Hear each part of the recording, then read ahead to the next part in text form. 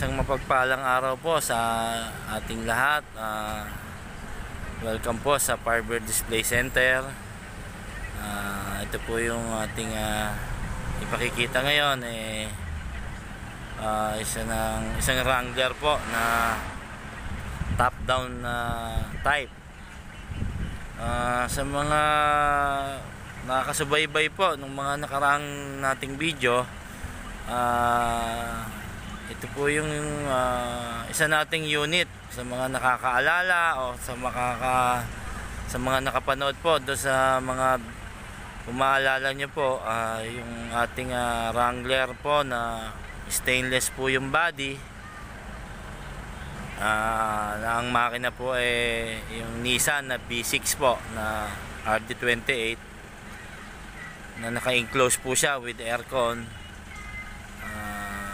Ito po yung unit na yon, kung naalala po ng mga iba nating mga tagapagsubaybay po sa mga video po natin. Bali, nabili na po ito ngayon, at yun nga po, sa kadahilanan po kaya naiba po yung forma niya o naiba po yung style niya. Medyo siguro kung hindi ko po sasabihin sa inyo, sasabihin nyo ibang unit to. Sa makakaalala lang po siguro do sa mga nakatanda po ng plate number niya, dahil hindi naman po natin pwedeng baguhin ng number. Ano po yung plate number talaga ng isang sasakyan, talagang yan na po yun. Baga ito po yung mga nakaalala po, ito po yung ating B6 na Nissan na RD28 na stainless ang body, tapos naka fiberglass po yung hardtop niya with aircon po yan.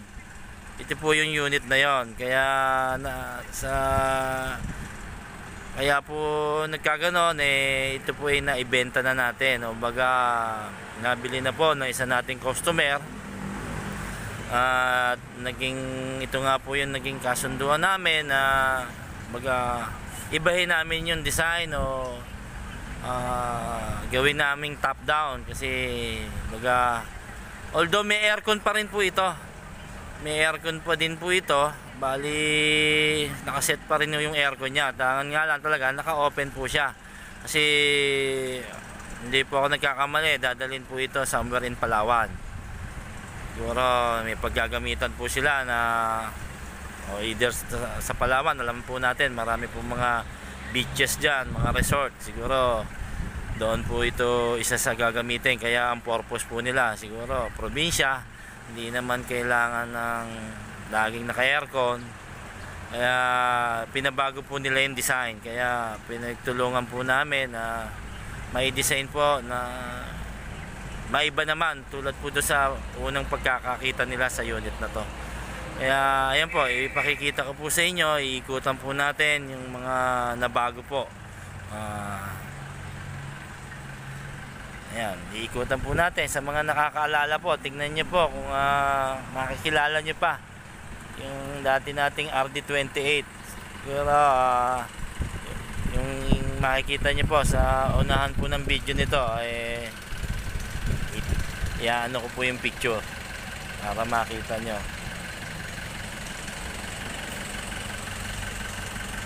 Ayan po yung ating design na ngayon. Bali, dati po siyang aircon type na naka-enclose. Ngayon po is naka-top down po siya with aircon pa rin. Isa po na bago rito, yan, yung pong may pinturang yan na nakikita nyo sa body, yan po yung stainless po yan na pinipinturahan natin. Bali, nilagyan po natin ng primer. Yan po ang talagang para mapinturahan si stainless, at hindi naman natin pwedeng masilyahan yan. Kaya ang technique po dyan, talagang ipina-primer po para kumapit po sa stainless ang pintura natin. Yan po, yung body po niyan is stainless po yan. Then ang fiberglass po dito is itong hood. Makikita niyo po to do sa unang picture natin na unit na to. Yung ito po ay naka-enclosement pa na tarado pa. Tapos ayan po, isang napadagdag roll bar po yan.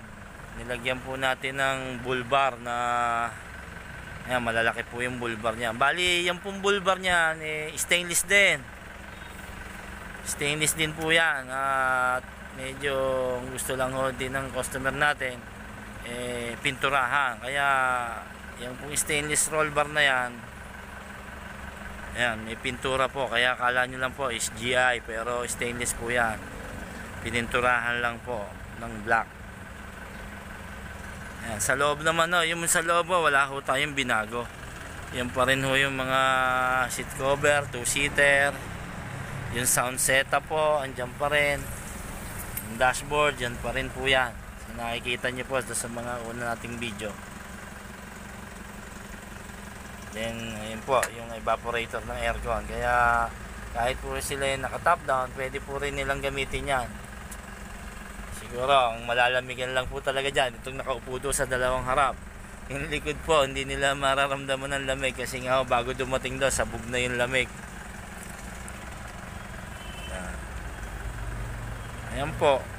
Basta sa amin naman po yung mga pinipicture nating mga unit po hindi naman po namin kinukonsider na siyempre iba-iba po tayo ng mga kursinada o ng meron kayong halimbawang hindi nyo nagustuhan design do sa mga gawa po namin. Hindi naman po namin inaanong perfect po ang lahat ng gawa namin. Siyempre po tao lang po tayo, kaya doon po sa mga nag-expect po na mo magandang tingnan siyempre hindi po natin mape-perfect din lahat yan. Kaya andun po yung siyempre kailangan kung may gusto kayong pabago sa mga design namin, willing po naman kaming i-correct kung meron kayong hindi nagugustuhan. Halimbawa po kung meron kayong ibang ipabago, open po tayo dyan sa mga ganyang suggestion. Siyempre mas gusto namin kung maganda man at nagagandahan ho yung iba at may suggestion po kayo ng mga customer po namin, open po kami dyan. Mas gusto po namin na mas natutulungan nyo po kami na mapaganda pa rin po yung mga ginagawa natin. Kaya ayan po, salamat po. At ito nga po yung isang sample natin. Dating naka-aircon, gusto po nila naka-enclose po, gusto nila na i-open. Ayan po, mapagtutulong-tulungan po natin kung paano iba ang design. May suggestion po kami sa customer, may suggestion din po ang customer. Pinagsasama-sama po natin lahat ng ating mga suggestion o lahat ng ating mga idea para po syempre mas maraming idea, mas mapapaganda ho. Hindi po kami sarado po ang namin. Baga open po kami sa mga idea nyo rin ng mga kapwa nating customer. Yan po yung ating unit na enclosed dati po. Ngayon ayan, naka-top down na. Kaya hanggang sa muli po. Marami pong salamat sa inyo at sana po meron po akong napakita sa inyo na bagong design.